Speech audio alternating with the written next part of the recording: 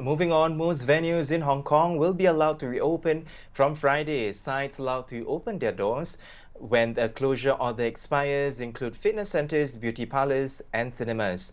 Bars will also be able to get back to business as long as they operate at half capacity, with each table seating no more than 4 people. But nightclubs and karaoke lounge will remain shut under the new measures. Chief Executive Carrie Lam also said schools will start reopening from May 27th.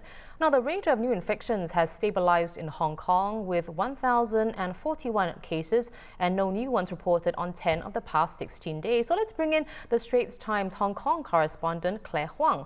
Claire, in Singapore, Health Minister Gan Kim Yong said the lifting of our circuit breaker would be determined by 3 factors. The number of cases have to remain low, the global situation, as well as whether there is a system to allow the country to open up safely. So, what factors hinged on Mrs. Lam's decision to relax restrictions?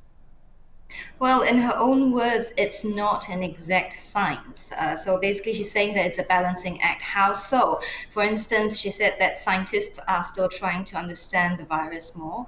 But in the meantime, border controls and social distancing measures affect the economy. So people are cooped up at home now and they want to be able to go out, was what she said. So she said it is very difficult to wait until there is no case at all before the rules are relaxed.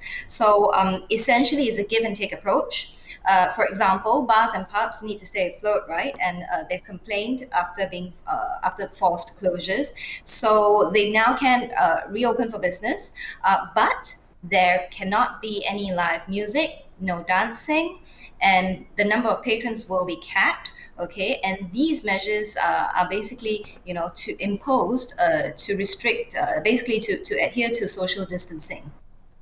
And now, Claire, we know Mrs. Lam's press conference was only a couple of hours ago, but what has the immediate reaction been?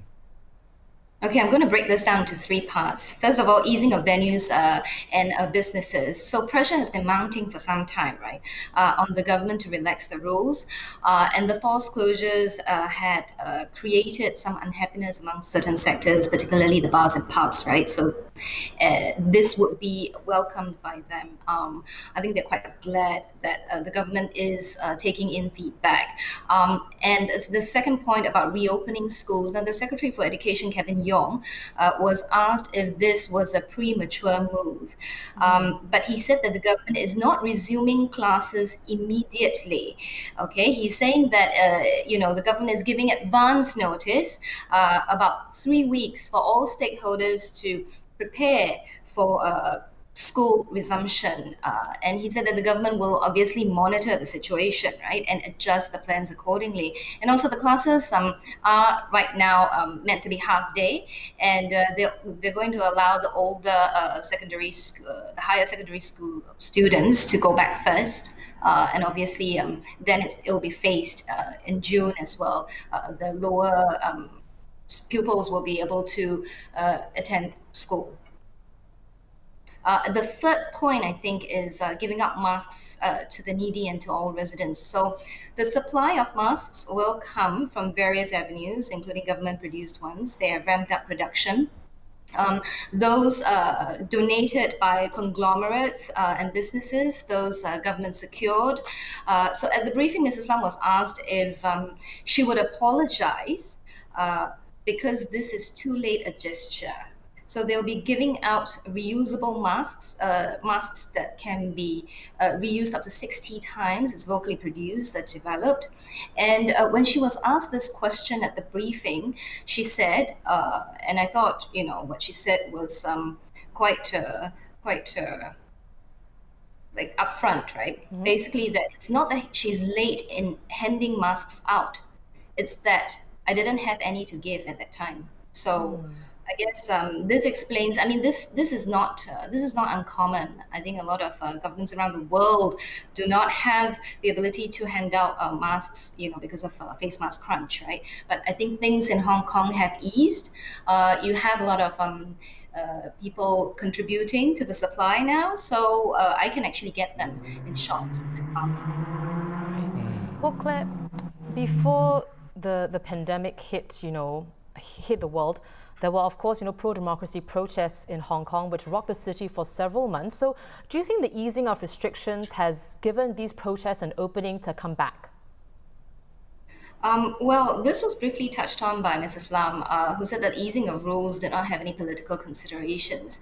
What I will say is this, with or without a rule, the cap on the number of people in public gatherings, will not deter hardline protesters who want to come out.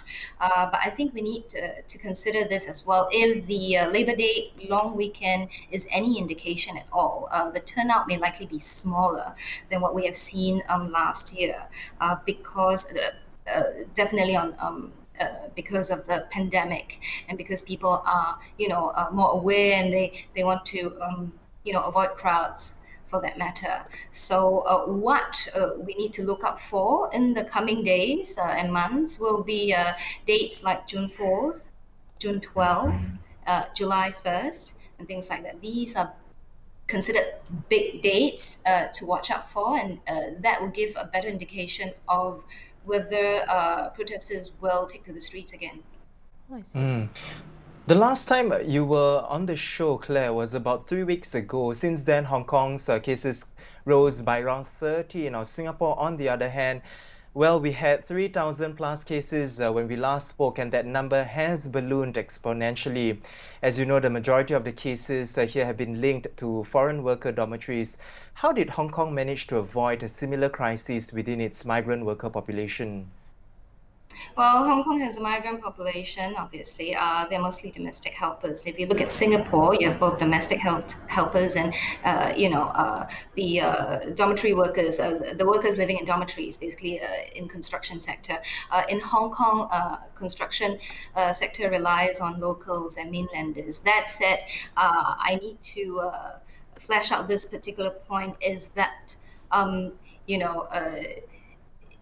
Hong Kong has other problems. For example, if you have things like coffin homes and subdivided flats, where many people are squeezed into one tiny space, correct? So that's the same concept as dormitories, right? Where you've got many people in one living area. So if the dicey bit then comes, if somebody in that space gets infected, so that is something that could happen, that obviously no one wants it to happen, obviously. But this is where I go into the part about how people here have a higher level of awareness. They have and they take more precautions. So because of that, I think that helps, and it sort of eases the situation in that sense. Right. Well, thank you so much, Claire, for giving us the latest in Hong Kong. As always, do stay safe. We've been speaking to our Hong Kong correspondent, Claire Huang.